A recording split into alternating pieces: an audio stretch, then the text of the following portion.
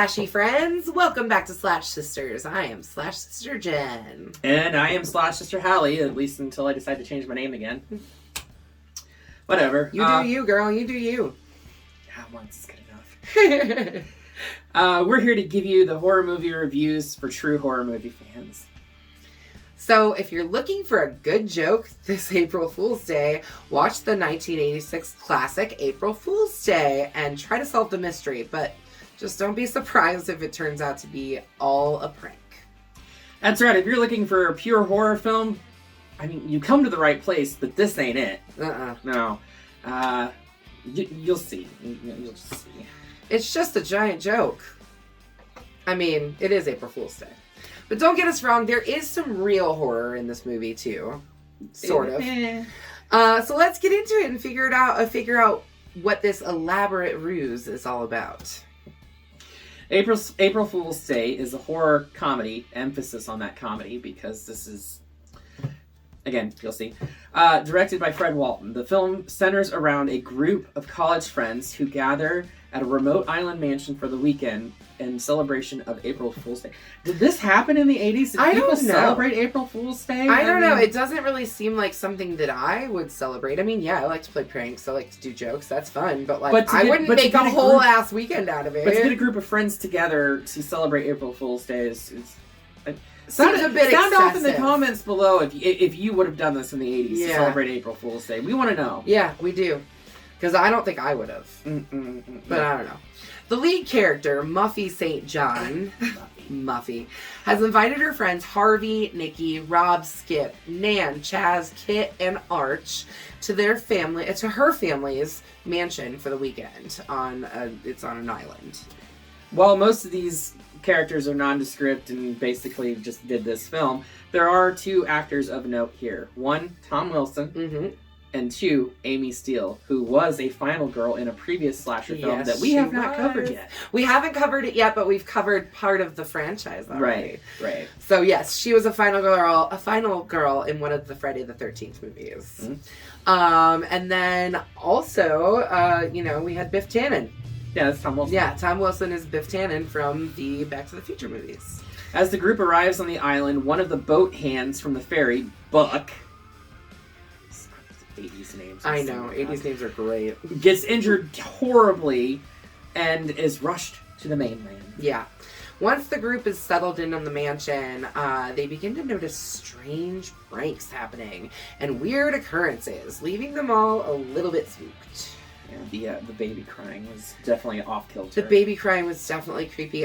My personal favorite is that chair that you sit down in and then it rolls you out.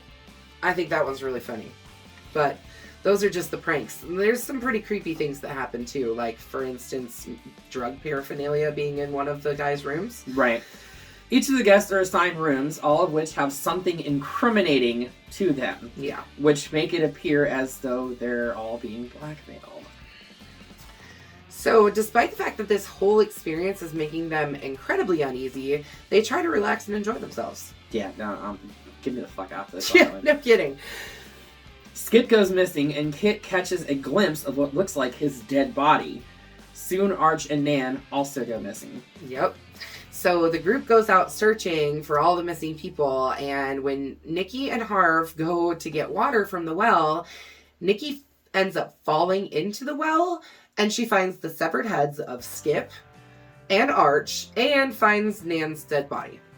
Which, I do have to point out right here, if the deaths are happening off screen, that's usually an indication that something else is going on. Yeah, there's literally no gore in this movie, because...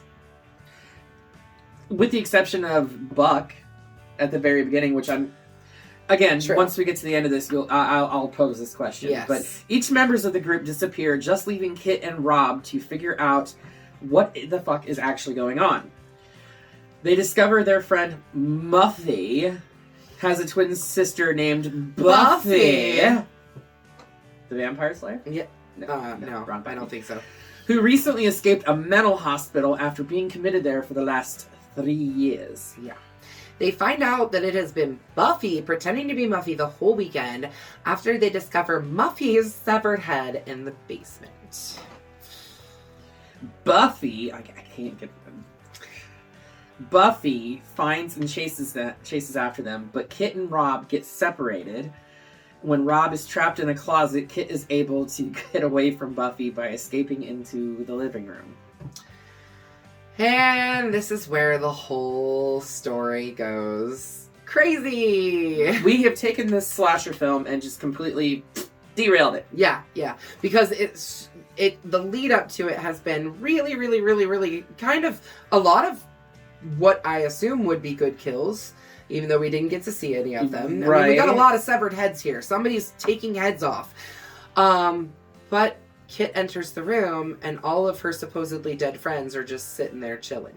And carrying on conversations with one another. Nothing even happened. They're all just happy as could be. And then Muffy comes out with bottles of champagne, basically saying like this entire weekend was an elaborate prank. Muffy explains that she did not have a twin sister, but that we all thought was Muffy's cousin, Skip, is actually her twin brother. Yep. Kind of a interesting little thing. She also explains that the whole weekend was a dress rehearsal and that she wants to turn her mansion, which is being given to her by her family, I guess. She wants to turn her mansion into like a murder mystery on crack. Basically, she wants to make a weekend experience for people. It's not my kind of weekend experience. I don't know. Yeah. It kind of sounds like fun. I feel like I would love it. Well, I mean, it was all great, and I even was okay to accept it up until they started bringing out the other. Yeah, literally everyone was in on it. The ferry driver was in on it. Buck had done a fake, like practical effect on his face, which I would really love. How the heck did they do that so fast? Underwater. Yeah, I want to know. Yeah, no. I have trouble buying that. Yep. But then Rob, the final guy, yes, comes out of that closet. No, he's not gay. He comes out of the closet that he was locked in and screams for like 2 minutes straight. Yeah. It's weird. It's real weird. I mean, I expect that from a final girl. Yeah, well, we gotta mess with tropes every once in a while, don't we? They definitely subverted it. So we also find out that she had hired a friend to do all the special effects, which were honestly... Some of them were convincing, some of the fake heads not so much. Yeah. And each of the victims were explained the situation to the weekend prior to arriving. Meaning the only people that really knew nothing about what was going on was the two people at the very end. Yeah. So, I mean, I guess from what I understand, they were all in on it. I think they were, some of them were slowly brought in. I don't think Nan was in on it from the beginning. I think she was probably brought in. Well, if I remember it correctly, I think Muffy explained that, like, certain people, like the ferryman and everything like that, were in on it. But, like, the rest of their friends, she brought them in on it as they went missing or dead. As she killed them off, right. She brought them in on the secret. So... I don't know. The group ends up just celebrating with tons of champagne, literally like 10, 15 bottles of champagne being sprayed everywhere, wasting a lot of alcohol. Right. But either way. Later that night, half-drunk Muffy goes to her room and finds a wrapped-up present on her bed. She unwraps it, and as the present is a nondescript Jack-in-the-Box, which has a callback to an opening sequence, I believe. Yeah. Savoring the surprise, she turns the hand slowly when the Jack finally pops out. Nan, who knew Buffy from acting class, emerges from behind and slits her throat using a trick razor blade. Mm-hmm. Muffy screams, but then she realizes she's not really bleeding and that Nan had used stage blood and a trick blade. But then the last thing we see is the Jack-in-Box. Winking at the camera. Yeah. And that's that. The movie just ends. And this is one of the very few films billed as horror that has no kills in it. No one dies. Literally no one dies. There's only a few other films out there that are horror films that no one dies. I want to say Krampus is one of them. Nobody really. They all. It's left a little ambiguous. It depends on how you interpret that ending. Yeah. Whether they actually died, if it was a figment of his imagination, right, or if they're actually trapped in this fucking snow globe. Right, and like, there's not a whole lot of deaths in the Conjuring series either. There really isn't. So.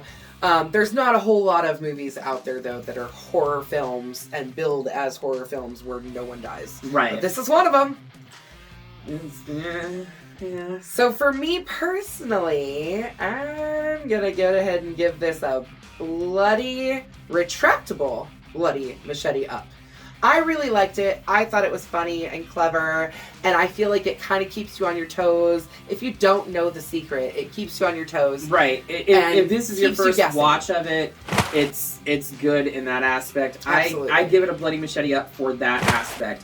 But once you're in on the gag and you know that everything's fake, it's kind of hard to take the movie seriously after that. Yeah. You on a second watch, it's kind of one of those things where you start going, okay, how did the special effects, how did they do that so quickly? How did they, I understand that she had hired a Hollywood special effects artist. But I would love to see someone apply a practical appliance under fucking water. There's no way in hell.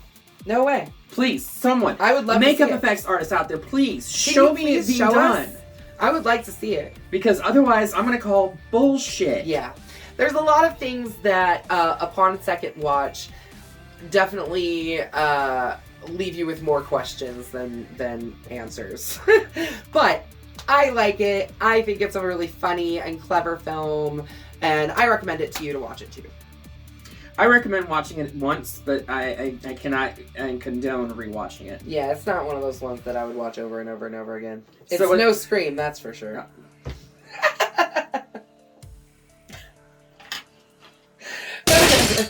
With that, we're done with April Fool's Day. With that, we're done with April Fool's Day. And I think it's time that we delve into a subgenre of horror that we have not touched yet. The ever-elusive, ever-changing, constantly evolving science fiction horror with the classic... what better way to start than with Alien. From director Sir Ridley Scott comes probably one of the quintessential science fiction films of the last quarter century, half century. Yeah. I mean, almost 50 years old now. Mm-hmm. With a stellar cast at the time that is honestly very minuscule for a film. Yeah, there's... I think there's like 6 actors, 7 actors in it whatsoever. And it just... I mean, the tagline says it all. No, in space, no one can hear you scream. It's true. So, join us in 1 week. 1 week. That's right, 1 week. We're giving you another one next week. When we will be getting into this wonderful, amazing movie. Mm-hmm. So until then, make sure you stab that like button. And slash the subscribe button. And be sure to ring-a-ling that grave bell so you can stay notified on all of our greatest videos and you don't get buried alive in the mix out there. Until Thanks then, again for all of your love and support. You guys are so wonderful. Thank you for the likes, the comments. Keep them coming. Yep, it means the world to us. Yes, seriously. It really does. But until then, we will see you in the afterlife.